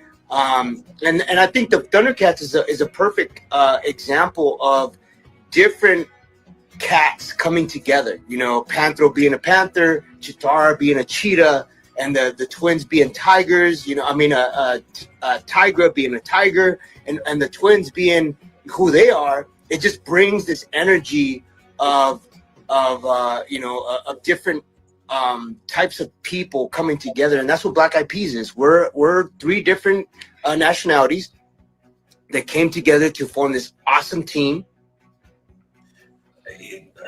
Wow. I mean, that is incredible. Yeah, he's a big Thundercats fan, and it was just, yeah, like I said, I'm still pinching myself that happened, and I was so humbled and so appreciative of Taboo taking the time to talk to me and Carlos that day. And we would love to have him on again sometime soon. Maybe we can do something where we just focus on Thundercats and we can have him on with us on this channel. Yeah, that would be very, very cool. But he's right. You know what I mean? The Thundercats. And here's the thing. Here's the thing about 80s cartoons and cartoons in general. They weren't bogged down with the idea of people and races and types of things. It really was a sign of the times where people were people. You know what I mean? Like we were all just kids, and they showed representation in the proper way in my opinion, which is a whole bunch of freaking kids, different people, different kids playing with each other, fighting with each other, helping each other. There was the Wolos. The Wolos had a village. You know what I mean? The unicorn people, right? And the Thundercats united all of those people to actually, try and save Third Earth together. You know what I mean? It was crazy, right? It was a great show. And the thing is that the shows of the past really did, give that sort of energy that, we're all in this together. We're all in this we all live in this world, and there's room enough for all of us, man. And I love that message from Taboo. That's a great message that he yeah, for sure, man. So congratulations, JP. That was a wonderful. I watched the interview. It was very, very enlightening, very, very insightful as well. And the fact someone like Taboo is literally coming out and not caring that anybody cares that he is a toy collector. As a matter of fact, he's embracing it, right? And bringing in other what's it called? Stars, child stars and people who are still in the industry, and talking about their favorite cartoons, their favorite comic books, their favorite toys, right? I think that's awesome. I think that's great. And of course, he's now writing for DC. He's now writing for Marvel. He's now writing and creating his own IPs and own comic books. I mean, that is absolutely bonkers, man. And it really does show that it's a smaller world, and we're all just rediscovering ourselves. And nostalgia, JP, nostalgia keeps driving us, brother. Yeah, but for sure. The question remains: how long can this last, JP? How long can nostalgia last? I mean, really quickly, because we're going to start winding down, guys. By the way, guys, thank you so much for joining us. We really do appreciate it. But how long can nostalgia last, JP? Because as we've alluded to throughout the stream, many things have come full circle. We're talking about how I'm always opening the wrong freaking screen. All right, hold on. I'll get it this time, guys. I'll get it this time. It's kind of impossible for me again. All right, because as I said, re-releasing Jaga. Again, nostalgia abounds. Target with the LJN Super 7 doing it again with LJN style toy versions, which really a lot of people resonate with this. No matter how expensive they are. I'm just kidding. But yeah, we are here for nostalgia. But how long can it last? How long can this wonderful train keep going? Because, as we mentioned earlier, right now there is nostalgia once again rearing its head, trying to get a last bastion of the Clone Wars backed. But this one seems to be limping along. JP, can you believe we only have 1 day left? 1 day, 8 hours, and 45 minutes for the LAT gunship, the Clone Wars gunship, and it's not looking good, JP. It is not looking good. Last check right now, with only 1 day and 8 hours and 45 minutes to go, they just reached their minimum. They just reached the halfway point 2 days ago, and now they're just at 5,797 backers of an 8,000 backer goal. It's prediction time, JP. What are your thoughts about the LAT gunship making its minimum funding and even getting produced? Are you other than the fact that we saw this at San Diego Comic-Con, what was your impression of this? Because I know what Carlos's impression of this, but what are your impressions of this gunship, and is it worth $449, $450 for this gunship? It is 20% bigger. I keep talking about it. Man, I think it's all about selection nowadays. As a huge Star Wars fan, which basically getting into toy collecting was all started with Star Wars for me. I had a lot of Star Wars figures growing up, but as the years have progressed, I would say in the last 10 years, I've been thinning out my Star Wars collection because the selection that's out there is just so limited. Everything is more like Disney Plus start type stuff. I'm more of like an OG kind of guy. And when they were actually teasing this at Comic-Con, I was excited because it was sand on this platform, right? So yep. I was like, oh man, they're doing a sand crawler. This is going to be awesome. That's exactly what I mean? I thought the same thing. And then they're like, psych, here's, a New Republic gunship. Look, here's the thing, man.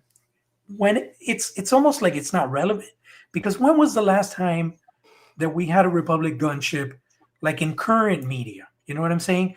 This obviously was, strong in Attack of the Clones in when those cartoons were going on, Attack of the Clones, the film and the prequels.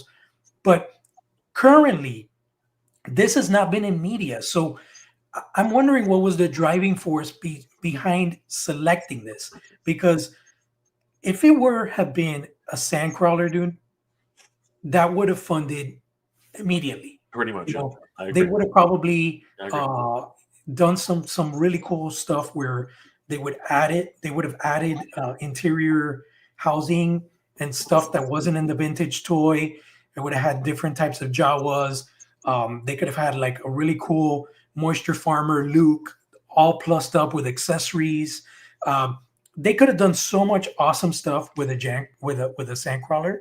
Yep. And the problem is, I think one of the biggest things that's so evident is that I think a lot of collectors are not privy to is when you're talking about licensed IPs versus owned IPs. If you look at the Snowcat, that thing funded completely. Everything funded. And it's, I think, more than $100 less than this. And it's a 6-inch, it's a 1/12 scale vehicle. Mm-hmm. This is 3 3/4 scale vehicle. And it's $120, $130 more than the Snowcat. Yep. So that's very telling right there. Obviously they got to pay, Papa Disney trophies and stuff like that. But it's just for me, man. I'm not excited about this at all. I don't want it. I don't care for it. I appreciate it. I hope it get funds and stuff. But the Star Wars team has had a track record of really missing the target lately. They missed it with the Rancor. The Ghost funded because it was more timely with the media. We had those characters and that vehicle showcased in media recently. But this, man, this is not, it's just something, and I think a lot of Star Wars fans feel the same way. They're like, why is this so much more expensive than the Snowcat? And why couldn't you do an original trilogy vehicle? You know what I mean? I think that's really what it boils down to, man. Yeah, I hear you. But I think your earlier point too as well. The Snowcat, the G.I. Joe Snowcat, it funded well, right? But it was, and this is the thing about nostalgia, which we're talking about right now. It had a rocky road. It didn't actually reach minimum funding until the last week of its campaign, and it was only in the last 4 days that it finally did hit its mark and go freaking crazy. But this thing is beefy. It is solid. It actually, it's got like it rears up on its line on its hind wheels. You know what I mean? It's got one figure attached. Like all these accessories right off the hop. This thing is solid. Okay, and like you said, why did it do that? Like you said, this thing is $100 less, $125 less. This thing is $125 less, and it's a 6-inch scale vehicle. But I think the real situation here is that this has much more interesting options. This thing has much more interesting accessories. You know what, Danny, my friend Danny Green, our friend Danny Green, you know what he told me the other day? And he's absolutely right. He said, you know what? If you had included 6 more freaking clones with this thing, because that's what this is, it's a troop carrier. If you included 6 more freaking clones, a full battalion, right, as a standard offering, he said that's more interesting, but it's still overpriced. He said it's still overpriced, even with 6 more freaking clones. And you can see that that's what they're implying here. They're implying that you can load this up with a dozen clones. You know what I mean? But the thing is that this thing only comes with 2 clones. It only comes with 2 clones, and their big shtick right now, their big selling point at this stage, at the very final few days of this HasLab, is that it is 20% bigger. Who cares? Who cares? And you know what? Here's the other thing that a lot of people bring up. Why are you basing the asking price, right? Why are you basing the asking price of this off of the current market value for the original vintage version from the day, from 2010 or whatever it was, 2008, right? Why are you doing that, right? Why is it this costs a full whopping $125 more when it arguably has less plastic than the Snowcat? The Snowcat is a solid freaking vehicle, man. It is like, it's a chunk. You know what I mean? While this thing is gappy, this thing is like empty as F. This thing is there, like this. I mean, you could argue there's a plastic in there, that's fine. But I mean, this thing's hollow. You know what I mean? This thing is literally a hollow shell, right? It's crazy. You can't tell me that the engineering was there, right? I understand there's licensing involved, whatever. And as to why they brought this out, yeah, it is the 30th anniversary of Attack of the Clones. I think that's what it's supposed to be, right? But does anybody actually even care about Attack of the Clones as a movie? I mean, like, for me, it was the most regrettable out of all the prequel trilogies, because it was directed so poorly. The love story was terrible. Everything about it was absolutely horrid. Well, can't forget the most iconic scene, which that's probably one of the things I love the most, is Yoda finally busting out the lightsaber. Yeah, that saved the movie. That saved the movie, and they face off with Dooku, man. That was and they played it every single time after the movie was released, just to get people back in the theaters. So yes, 100%. Quick predictions before we actually start winding it down. JP, and it doesn't mean anything, but a really quick prediction. What do you think? Will this actually make its minimum funding? I mean, I want to support everybody and their toy collecting hobbies, and I want to be positive, but I don't think this is going to happen. And by it not happening, it could be a good thing, because I'm really surprised that the Rancor's failure didn't really kind of get the Wake them Star up. Wars team. Yeah, it should have been a big wake up call. And, you know, I think people want more original trilogy stuff. We want more good quality 6-inch Black Series stuff. While the vintage collection is great, and at its core, that's where Star Wars and Hasbro started.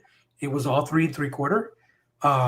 There's still a big market now for 1/12, and the fact they're not taking advantage of that is very sad. So I'm hoping it funds, but realistically, I don't think it will. So I'm going to be basically the same in terms of my overall guess. I actually do believe it will fund. I do believe it will fund, but I don't think it like right now. And I said the same thing about the Snowcat, so I could be completely wrong at this in the final few hours. But I think it might not reach its first stretch goal. I think it'll probably fund, but it probably won't reach its first stretch goal. And as far as value is concerned, that's terrible value. Yeah. You know what I mean? Like, this is absolutely, in my opinion, this is absolutely terrible, terrible value. And it is just the same MO that Hasbro has been going on. And you asked the question just now, shouldn't they have learned from the Rancor, right? That was way overpriced. It was literally taking advantage of the goodwill of the fans. And, you know, haven't they learned a lesson? The answer is no, they have not learned their lesson. They have not learned their lesson, and they continue to push that envelope of price. I mean, when the Engine of Vengeance came out, the very next and absolutely failed. The very next product that they released was well below what the original price was, what the comparable price was for the Engine of Vengeance, because it was Giant Man, I think, if I'm not mistaken. It was Giant Man, and he was at an incredibly affordable price of $250, as from what I remember. They dialed it all the way back, and the same thing was with this. When the Rancor failed, they tried.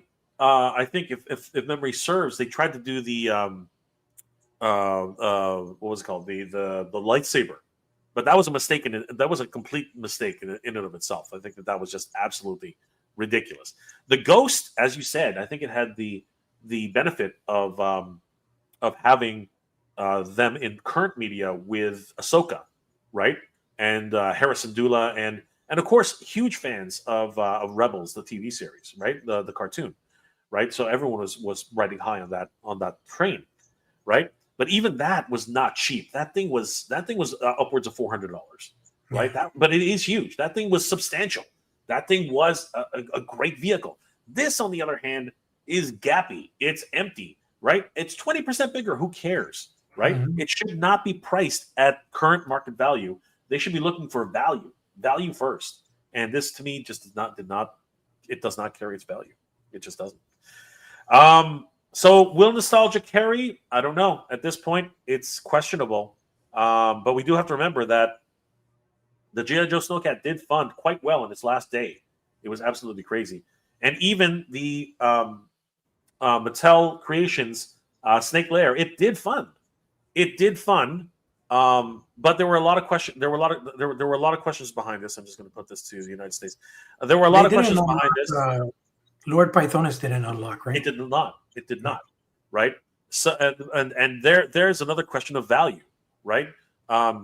Was the offering, for crying out loud, was the offering valuable enough to fans to get it unlocked? I tried my best to encourage people to get this, but it went from JP, it went from a gigantic playset, which was nearly the size of Eternia, right? And that was rumored to be at a price tag of $300. And now this one is just barely bigger than both Snake Mountain and Castle Grayskull, and it's still $300. So the question of value continues to be there. But this is not a nostalgic thing, right? This is a brand new item. This is something which is never once created. So it really does beg the question: is nostalgia driving toy sales these days? Right? Is it? Very, very curious. But in my opinion, we need new media, we need new action figures, and we need new toys like From the Realm. I think, guys, if you really want to see something in new endeavors, you have to go to the creators who are making new, exciting projects. And this September 26th, 27th, 28th, you can see From the Realm in person, or at least talk to Carlos, who's going to be at Jolanta this September 26th, 27th, 28th. He's going to be there representing From the Realm. It's going to be a lot of fun hanging out with Carlos again. And guys, this is just a great toy line all around. JP, talk to us a little bit about this toy line and why this means so much to you. I mean, aside from being a huge Thundercats fan, you know, I've always been very enamored with horror and monsters. And, you know, this is something that I told myself, this was, I think it was about 3 years ago. I want to see if I can make some monsters. And the truth of the matter is, if you look at the toy industry nowadays, everything that's out there is an IP driven figure. So it's either like a Michael Myers or a Jason or a Freddy Krueger or a current horror IP.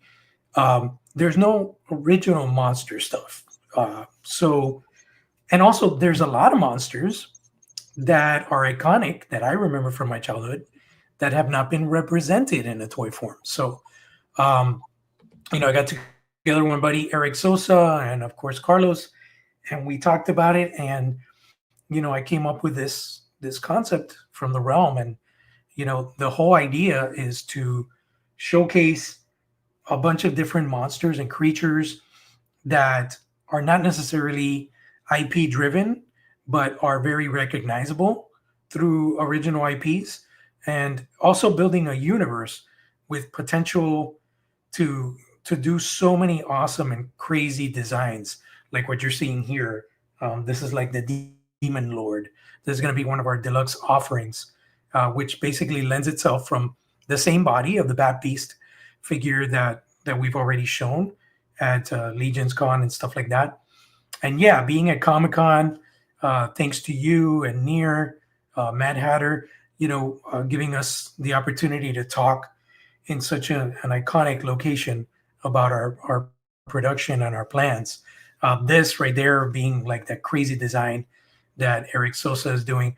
I mean, there is so much potential for this universe. And we're currently working on the narrative and the story that drives these characters in this world. And we can't wait to share it with the public. You know, there's just so much potential for world building, for creatures, for story. You know, just can't wait to get these figures made. Right now, we're hoping early 2026 is going to be the goal. Hoping that, you know, the tariff situation subsides and we can get a better grip on things and really get rocking and rolling with this toy line.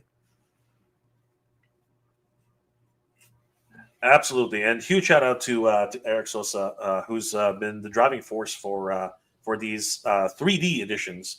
Of course, the actual action figures themselves, but that doesn't negate the fact that JP is the one designing all these toys, and of course, Carlos over at the Badass Reviews has been championing this, and of course, the three of these guys are really kicking ass with this new design. I'm excited to see this, and of course, guys, if you are excited as well, definitely you want to head over to Jolanta 2025 in Duluth, Georgia, September 26th, 27th, 28th at the Gas South Convention Center, 6400 Sugarloaf Parkway. And guys, we will be there along with From the Realm, showcasing our own IP, El Dragoon, which of course is the story of a washed-up retired luchador wrestler who learns that the darkness in his past is actually linked to an ancient spiritual war, and we are very excited about this IP. It's, of course, a mix of luchador wrestling with a little bit of Dragon Ball, secret societies, and the fate of the world mixed in. It's going to be a lot of fun. We will also be at Jolanta 2025 showcasing all of our new products, and you can ask us about the storyline, the comic book itself. We'll be actually showcasing some of these new trading cards for the collectibles at the show. And of course, we'll be unveiling a few more secret versions that are coming out. Our Kickstarter is going to be coming soon. We're thinking sometime in the last quarter. So we'll keep you guys updated as far as that. And of course, we do have new t-shirts coming out. We hope you guys will support us by picking up a t-shirt. And once the website is completely up, we'll have all the updates, especially our trip to San Diego Comic-Con with our good friends, JP, as well as Carlos of the Badass Reviews. It was a blast hanging out with those guys. The concept idea for a custom figure from Vaz Customs, who did an amazing new action figure for us, and even meeting Bret Hart in person at VonCon. We talked a little bit about the concept for El Dragoon. He was actually pretty impressed. It was great seeing the excellence of execution, wrestling royalty for us Canadians up here, and of course all the other events that we've been going to showcasing El Dragoon. It's been a blast. Guys, please head over to eldragoon.com, sign up for our mailing list so you'll be the first to know about all the new upcoming events and places we're going to be visiting, and of course more about the storyline, the action figures, the possible action figures that are going to be coming out, and we hope to see you guys there. And don't forget, please subscribe to From the Realm. Definitely, guys, you want to see brand new action figures based on classic horror, but at the same time having their own narrative and brand new story. You definitely got to check them out, as well as our good friend Thundercats Classics, guys. He's almost at 100,000 followers, 94.8 subscribers, and of course, if you are Thundercats, you're watching this channel. So, guys, thank you so much. And one last time, guys, I really do encourage you to head over to Thundercats Lair, and I hope you're watching from there. But thank you all for subscribing to Thundercats Lair. We really do appreciate the support, guys. It means the world to us. And of course, we have new topics coming up, but all the great topics we've had talked about in the past couple of weeks, it's been an absolute blast. My friend JP and I are going to continue every Sunday, and we hope to see you guys there. JP, what do you work on, my friend, and how can people reach you? Because it's been one heck of a week for Thundercats. Oh, man. Well, I just wrapped up my design for the new Bolt Airs Mystery Air Jordan 1s, What the Mutant. So really excited to finish wrapping that up. Working on something else that I'm going to be sending some people. Hopefully I can get some creative collaboration on a project that I want to do. And of course, getting some stuff ready for Joe Lanta. My buddy Carlos is going to be joining you guys over there. I'll be there in spirit and through media, but still very excited to get a lot of stuff cooking, working on a lot of From the Realm stuff, working on some El Dragoon stuff with Danny as well. So just staying busy, man, and taking every minute of my day to be as creative and as involved in the industry as possible. Excellent. Guys, remember, please subscribe to Thundercats Classics on Instagram. He's just doing incredible work. And of course, he's got something cooking. He can't really tell us what it is yet, but come New York Comic Con, which we actually do have a friend who's going. Michael over at Toy Habits actually got a press pass. Congratulations, oh, wow. Michael. Okay. So we are trying to figure out if it's possible somehow, by hook or by crook, that we can join Michael. But we will see what happens. But we will report on what it is that JP is very excited about, because I'm excited about it.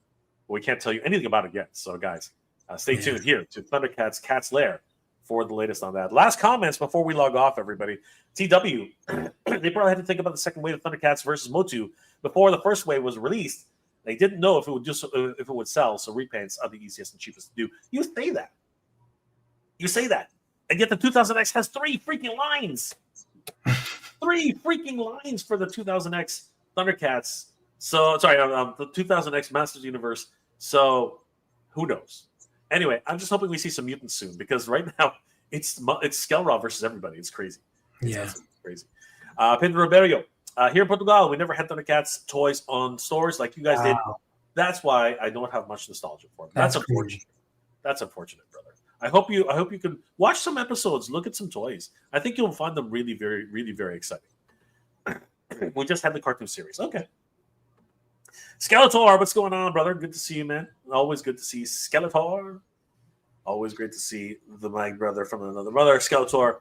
Adam TT, all the way from Greece. Wow. That's awesome, good to man. see you, brother. Holy crap. That's awesome. Thank you for joining us. And I hope that you are watching us from Thundercats Cat's Lair, because that would be excellent. Good to see you, brother. And Yojo C, peace to Yojo C. You know what? Just before we log off, I did want to show this really quickly. Skeletor actually sent us a really cool animation, and I put together a tiny little clip that I thought was fun.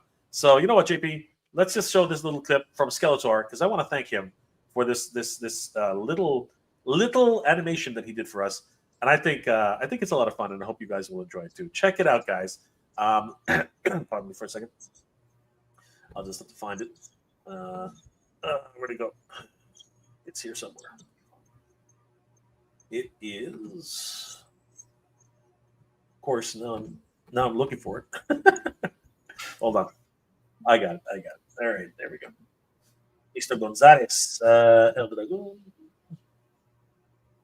There it is. All right, guys, take a look at this. This is a lot of fun. I think that you guys will appreciate this.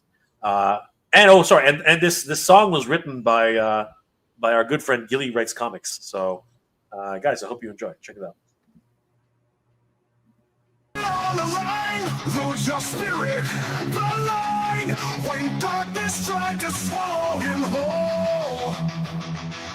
He was reborn with a nation warrior soul. Fight for love, fight for family, fight for others, it's insanity. A hero the world will need to know. He's the fighter, he's the knight, he's the hero, he's the fight. Whether daytime or night upon the moon. Oh, Dragon!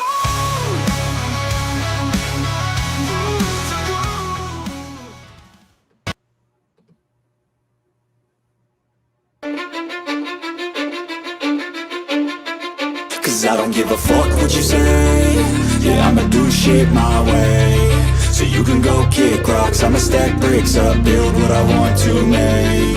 Yo, I got a lot of shit to say, so I'ma do this every day. I'll be writing things until I'm fucking buried in my grave. 6 feet deep under, but my body won't decay. Cause my messages are timeless, so they'll put them on display. Oh yeah, I rap with a certainty, I have a sense of urgency. A message for eternity, for everyone internally. I had some people burning me, but now they fucking learn to see I ain't the one to fuck with, now they looking nervously. And I don't really care what you think of me respectfully. You can kick rocks if you think you're fucking better, see. I will outwork you, turn you to an enemy. I'm 5'10", bitch, but I'm 10 feet. Cause I don't give a fuck what you say. Yeah, I'ma do shit my way. So you can go kick rocks, I'ma stack bricks up, build what I want to make. Huge shout out to Skeletor for those animations. He took some illustrations done by our artist Sebastian Navas, and really did some cool stuff. If you guys want to see the full versions of those animations, because they're actually much longer, head over to Skeletor on Instagram. The guy's doing amazing work, and we really do appreciate it. JP, thank you again for joining me this afternoon. It's been an absolute pleasure, my friend. Absolutely, man. As always. Yeah. Thank you so much. And thank you everybody that's watching, whether you're watching on Mega J's, you're watching on our channel. We're gonna be giving you a lot more content for Thundercats fans. We got tons of stuff to cover. So stay tuned for more. Absolutely. And guys, we hope to see you next week, Sunday, and of course, more episodes to come.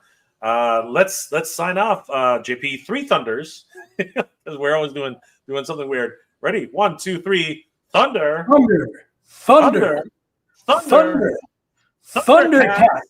Ho! Thanks, guys. We hope to see you next week. And of course, have a great weekend. Take care. Have a good one, guys.